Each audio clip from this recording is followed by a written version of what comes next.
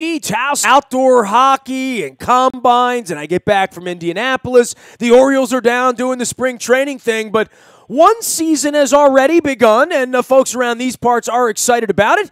Many know I am not the lacrosse aficionado, but I have friends in the industry.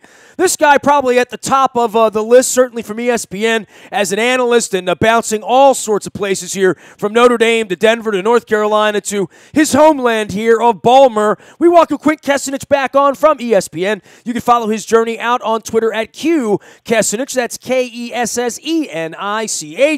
And you know the face and the name if you're familiar with the lacrosse world. Dude, I mean, when I'm talking lacrosse first week of March, you know that the blooms are out on the buds here, but there's a lot of incredible lacrosse being played right now early. Part of the growth of the game is that they knock out these North Carolina-Denver games early, right? Nestor, it's exactly like college football in that everybody's in a league, so the back half of your season is stacked with league games. Early on in the year, let's say weeks 1 through 4 or 5, you're going to play some non-conference games. And in order to make the NCAA tournament late in the year, you need a strong RPI. You got to have the data. And so we have these titanic matchups like a Denver against Duke a couple weeks ago. We got a Denver, North Carolina. Notre Dame played Maryland, Johns Hopkins, and Syracuse. So it's a great non-league games in February and March. I remember when Johns Hopkins and Syracuse was the national championship. They get together when it's cold, and then they get together when it's warm and really settle it. But that's for old guys like you and me, right? And in the modern era, and I guess the big picture for me is I see baseball, right, Quinn? 15 teams down in Florida and Arizona can't win, and we know that. I was just out at the NFL Combine where Jacksonville and Philadelphia and New Orleans and all these franchises on the come, even the Ravens can feel like, hey, if we get a couple of players, we can win the Super Bowl. Then there's the NBA where only 3 teams can win, and everybody knows it. Boy, lacrosse is really stretched out from that era where if it wasn't Syracuse, it was Johns Hopkins. And look, college basketball went through that 50 years ago with UCLA, and the NFL still going through it with the New England Patriots right now. But how many teams, when this thing gets started right now, healthy right now, how many teams can you look at and say that team can make it to Foxborough, that team can win a national championship? Well, there's 71 Division I teams. The tournament is 16 teams deep, and that's in May.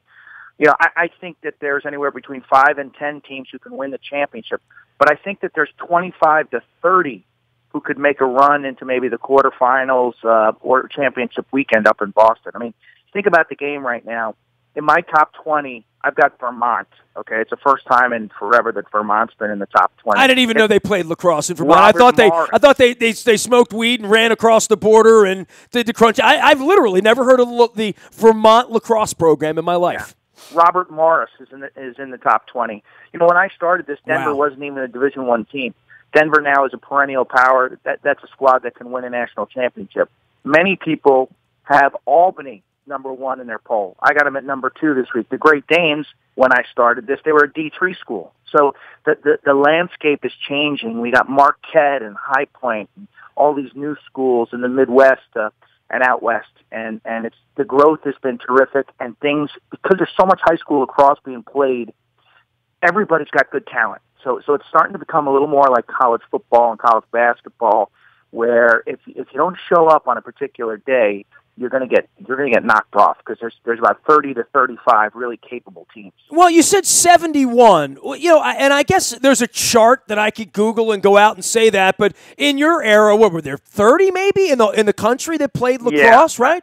That's about right. And of that 30, on a particular year, 3 or 4 were really live contenders for the whole deal. But now it's viciously wide open.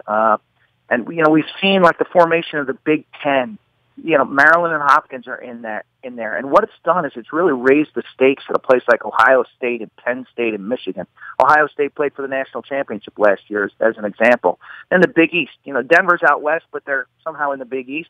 But you got schools like Marquette, Villanova, and Georgetown who are on the rise. So, we've always had the Ivy League and the ACC, but beyond that, things are really healthy. Well, a couple of things, and again, I dive into this every year, and I saw all the lacrosse people running around downtown because I live 2 blocks in the convention center, and a couple weeks ago when the convention came in, I know what a big deal it is, but this emergence in the Denver area, and obviously Notre Dame, and even west of Denver, playing the sport and being involved in the sport, what is the next level of that? Because Denver certainly would be sort of the wings for the West for everyone, and much like Baltimore, and I guess your native New York and Long Island and Syracuse, where the game sort of had its cradle, that now it's that second level, and much like anything, and I guess I've read a lot of books, and once it starts to blossom, it gets its own inertia to grow on its own, and I think it's exciting enough. It's like hockey. It's played on your feet. It's not an expensive game to play from an equipment standpoint as much as, let's say, hockey or needing ice time or that sort of thing. Anybody can pick up a stick and throw a ball against the wall, so it has that going for it. From a kid's perspective, the growth of it west, when are we going to start to see Denver Part 2, I guess is what I'm asking. Next year, Utah, the Utes, Division I. They're a club program right now. Brian Holman, who's an assistant at Carolina, went out west. Utah will be a Division I fully funded program next year. And hey, if Vermont can do it, why can't Utah do it, right? Hey, they got great facilities. They're going to recruit heavily out west, the Pacific Northwest, and California. You mentioned Denver. Their roster is represented by 20 different states. They're truly a national program. As you said, back when I played, it was New York, Maryland, maybe a little New England or Virginia. Now, Denver has 20 states represented on their roster. Utah is going to push the Pac-12 schools to consider lacrosse. Obviously, Title IX is the main issue where scholarships have to be balanced. But people at USC, UCLA, Oregon, and Stanford are already investigating what it will take to add a men's Division I lacrosse program. And the game is going crazy in California, Texas, the Carolinas, Florida, Minnesota. So the high school game can support this growth. And I think now with football, young people maybe a little hesitant in their parents to play because of concussions and head injuries. I think lacrosse can benefit tremendously from that movement. Quint, you've been involved in this in the beginning from a real lifeblood, and you've made a living doing this.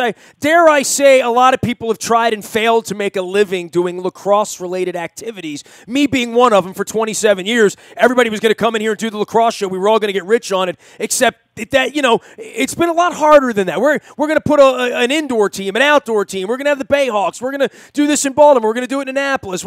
And the money side of it's always been an issue. But I would think that if you are a Stanford or UCLA, if you're a Pac-10 and you say, we're going to start playing this sport, more of this sport, the concussion, all that stuff, your girls are playing this sport as well, that the financial side of it and pitching it from a collegiate standpoint, make a case to that athletic director and me at Cal or Arizona or wherever the Nebraska, wherever the next place would be, to say you want to have a lacrosse team, you want to satisfy Title IX, do it both ways. Give me the pitch as to why a college would pick up a program someplace outside of this 71, or even sort of in a budding place like Utah where maybe that is the next wave. There's a dozen other programs, as you pointed out, considering this. Why do they jump that shark and say, yeah, we want lacrosse here? Because they're forward thinkers, and they understand that the growth of this game at the youth and high school level is through the roof. Fastest growing team sport in the country.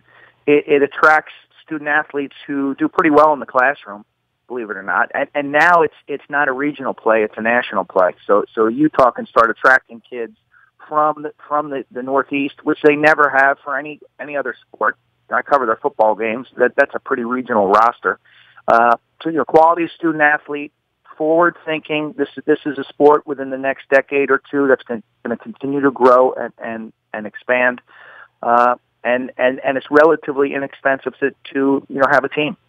Quint Kessenich is our guest. You can find him out on Twitter at Q Kessenich and anywhere ESPN is served. He'll be doing Denver and Notre Dame. And speaking of that, you mentioned Albany, and where did that come from? Right?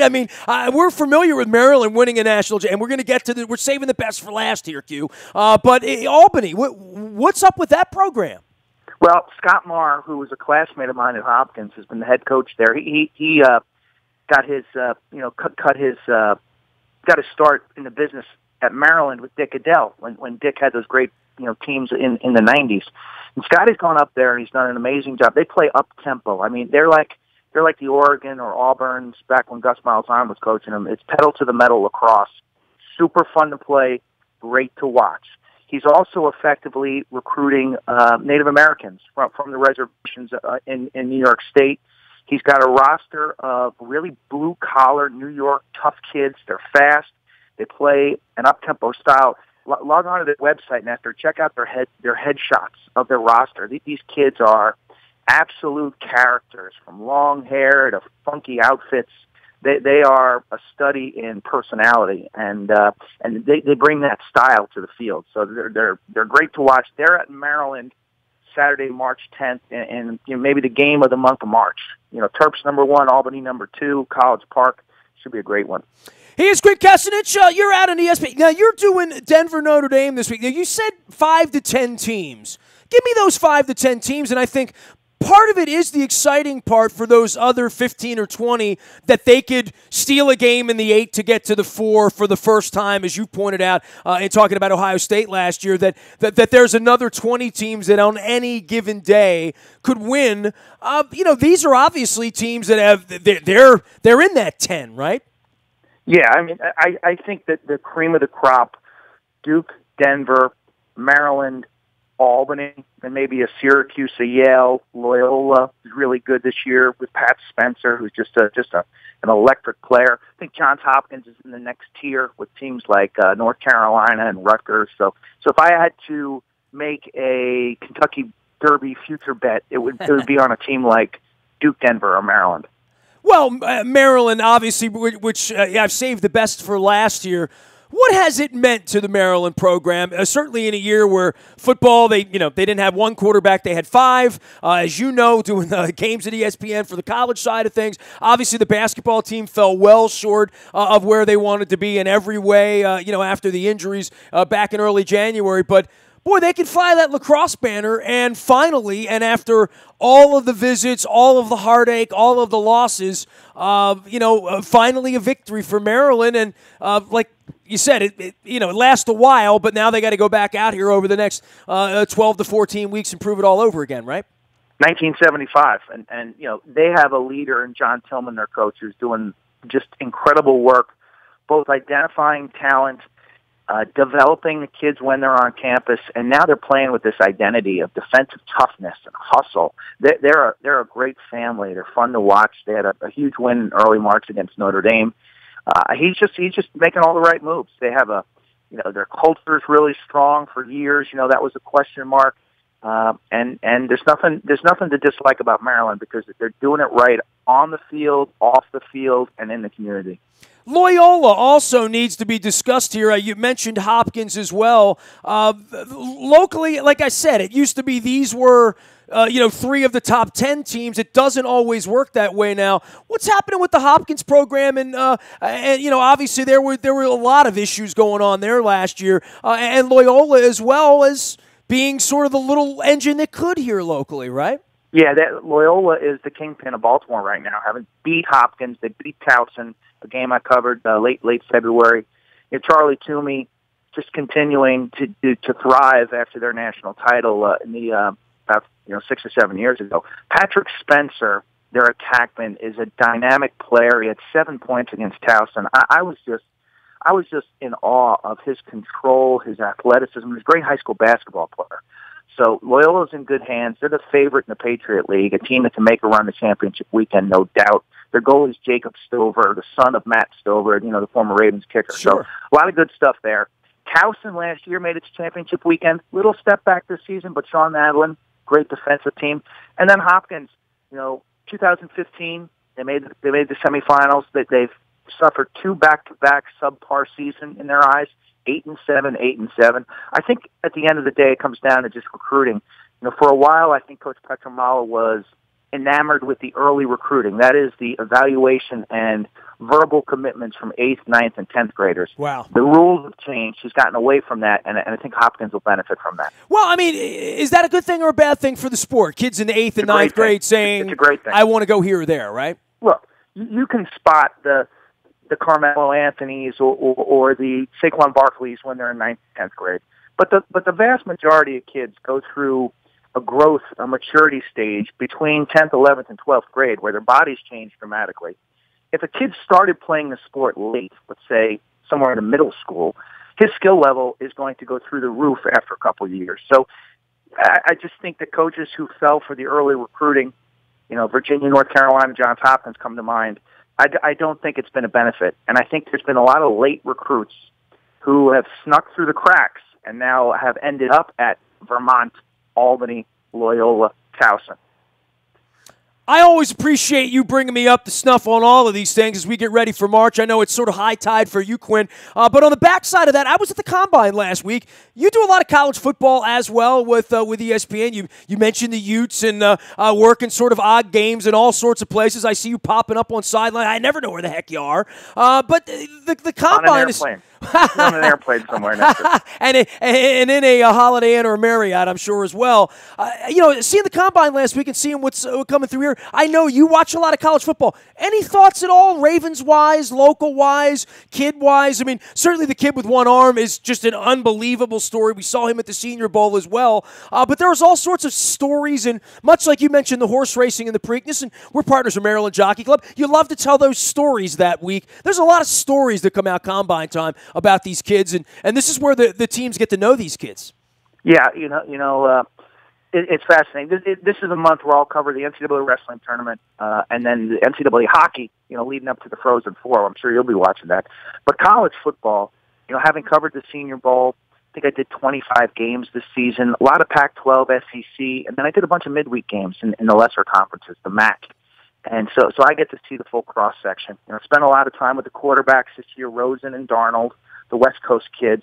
Sam Darnold's just a terrific young man, and I think he has a bright future. He turned the ball over a lot this year. But if I were the Ravens, I just think they need an upgrade.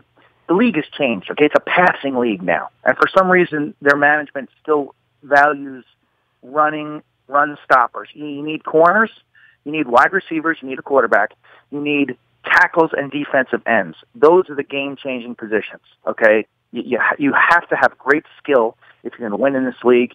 It starts with the quarterback, and then you have to defend the pass. You need a pass rusher. You need somebody who can impact the quarterback. You need corners who can cover and play man-to-man defense and change the numerical advantage. So that's what I'd like to see. I'm a huge Ravens fan. That my frustration is with their lack of playmakers, lack of speed, especially on the edge. Well, last year they draft Humphrey instead of O.J. Howard, let's say, right, who was a tight end but more of a wide receiver and sort of thought to be a game-changing guy. I'm fine with that, except then the offense stinks, and you say, well, why did the offense stink? Well, you keep going back to Perryman and the misses. They haven't hit enough on wide receivers, obviously, in the draft for anyone to have any confidence that even Calvin Ridley, if he falls to 16 somehow, somewhere, they move up. And I saw that kid on the podium the other day, too, and he's an impressive kid. We saw Zeus's boy have one of the worst combines ever, but he sort of won on the podium, and I think when the game film goes on, he's won. It'll be interesting to see how that impacts his draft stock. Yeah, I think this class is not deep in the wide receiver position. The Ravens missed on a couple years ago, 3, 4, 5 years ago. There were some amazing wide receivers who came out. This class has a lot of talented running backs. I mean, I mentioned Saquon Barkley. He's not going to be around when the Ravens go, but is that running back position a difference-making position? And then Flacco. Do we look forward? Do we get lucky enough maybe to grab one of these quarterbacks that can sneak to the middle of the first round? Is now the time to do that, or do we sit chilly with Flacco and worry about his who's taking that spot? I don't think you could take a quarterback there and say that we made the team better this year. I mean, that's the Pat Mahomes thing. Like, correct. Are you trying to win this year? If you're Ozzie, if you're John, and you haven't made the playoffs 4 out of 5, yeah. I mean, I've talked to Luke a lot about this, Quint, and the Ravens have never operated under we have to win this year. They've always operated under we're trying to win in the next 3 to 5 years and stay good and give ourselves a chance to win 11 every year. And like the Orioles this year, where Buck and Duquette, they know they're gone, so why are they going to deal Machado out? They're not. I find this year to be more of a go for broke kind of year, where maybe they would do something stupid on a trade basis to get Landry or somebody to get an and give draft picks away and say, I'm not as concerned with 2020 and 21 right now. I need to win right now. They've always taken the best player available, period. And there's some good. I mean, they really have. And many years you're saying, why did they take a guard? They didn't need a guard. Well, they plugged the guy in from Iowa, and he's an all-pro forever. So I think that's how they operate. They're pretty consistent in sticking to their board. And you know, who are we looking at? You know, I saw Darius Geis from LSU running back in his bowl game. I was blown away by his effort. Vita Vea from Washington, defensive tackle. Like, that kid's a freak, absolute freak of nature. You know, how far does Rosen from UCLA drop? How far does Darnold drop? You know, a Denzel Ward cornerback from Ohio State, or a Ronald Jones running back from USC. There's some good talent out there. It's just I find the Ravens being a very, very interesting and complex situation going forward. Hey, man, from airplane to hotel to lacrosse field over the next 8, 10, 12 weeks, Quint Kessenich will be doing it for ESPN. How many games a week you calling? And, like, give me a little sample of this weekend, Denver. Do you even know where you're going to be 2 weeks from now, or is it all based on who's winning and losing? My schedule's pretty concrete right now. March and April. May still to be determined. How many games will you be at in the next 60 days? I'm looking at my March schedule. Has 1, 2, 3, 4, 5, 6, 7, 8, 9, 10, 11, 12. Over-under's 40. 14. My March schedule has 14 shows. Now, a handful of those are wrestling. 3 of those are hockey. The rest are college lacrosse. So I get 3 sports in the month of March. My desk has 3 piles. It's got lacrosse, wrestling, and hockey right now. So it's a fun time of year. You know, I break up my day. I'll do like an hour of wrestling, an hour of lacrosse, and then an hour of hockey, so I don't get bored. You know, mix in some exercise and a little time in the garden, and I'm a happy guy. Dude, you've done enough lacrosse, man. I don't think you're ever sitting at a wrestling match wishing you were at a lacrosse game, or sitting at a football game wishing you were at a lacrosse game. There's a time and a place and a balance for all of this, right? I learned, I was, early in the month, I was out at the Big Ten Wrestling Championships for a day, and I interviewed 25 of the wrestlers. Kyle Snyder from Good Counsel, Maryland, Olympic champ, Ohio State NCAA champ, sat down with him. I learned so much from covering other sports, from, talking to coaches and great athletes in other sports that just, I can't imagine the baseball guys who cover baseball all year long. I mean, I just feel so blessed and lucky to cross-pollinate, to spend a day at signing day with Urban Meyer, to cover Iowa wrestling, to meet Dave Petramala at Hopkins lacrosse. And when you put it all together, I think it just makes me better. You know what? I feel the same way, and that's my not sticking to sports thing right now, is I want to go talk to some musicians. I want to mix things up and have some politicians on here, talk about the world a little bit, and mix things up a little bit. There's only so much Oriole baseball. First 50 years, I've done enough of that. You know what I mean? Like, I'm still going to do it, but mixing things up, especially when, you don't know when you're 22 how you're going to feel when you're 50, but once you get to be 50, you feel like, well, a little baseball's enough baseball for me. A little football's enough football for me. I can venture out and do some more things. So we'll be looking for you on wrestling, as well as Final Four, Frozen Four, and some puck, and certainly we'll be seeing you down on the field here as the lacrosse action heats up, and I hope the weather warms up a little bit too. Quint, it's always a pleasure to have you on, man. Thanks for coming on, making our show better. Thanks, Nestor. I've been listening since, early 90s to your stuff, and always enjoy it. Appreciate you, brother. Q Kessenich is the way to find him out on Twitter and at ESPN, and the worldwide leader. And I don't know, if you're in the supermarket somewhere in Towson and running the Quint, that's him too. You can find me out in the buyatoyota.com audio vault 24 hours a day from anywhere in the world on your mobile device by downloading the TuneIn Radio app. We do come in crystal clear from everywhere in the world. We were out in Indianapolis all last week. All of that is up in the buyatoyota.com audio vault. All of last week's presentation brought to you by our friends at Howard Bank. A relentless commitment to be the best at everything they do. Branches throughout Baltimore, Maryland. They're popping up all over the place. You can learn more at Howard Bank. Also, Royal Farms, real fresh, real fast. Download that ROFO app. And get that thing working for you when you're pumping gas, because I know you're pumping your gas at Royal Farms because you listen to WNST, and I know you've had those Western fries. I keep talking about the Western fries, and sometime soon I'm going to get over and get them. And I have loaded up on points now. I've put over $100 in gas in my car since I joined the app, and one day I'm going to hold it up onto the video here at Facebook Live and YouTube on our channel to show how many points I got. Maryland Jockey Club's with us. Speaking of racing and all that good stuff, Preakness is around the corner, as it always is. But between now and then, all the entries each and every week, and they're racing down to Laurel. You can find it out on the front of our WNST morning newspaper, delivered digitally by our friends at Planet Fitness at planetfitness.com each and every morning at 7 a.m. Also out on the front of our website now, the Laurel, or as I call them in honor of the great Charlie Ekman, Laurel. You can find me out on Facebook, Twitter, LinkedIn, Snapchat, Instagram, streaming live on our Facebook, as well as our YouTube WNSTV channel. If there's any breaking news, you will get that first on the WNST Tech Service. That is all brought to you by Coons Ford of Security Boulevard. And Dennis is here on Thursday from 3 until 5, driving you home, getting you ready for the weekend ahead. And bracketology all weekend long, but not for the Big Ten and certainly not for Maryland.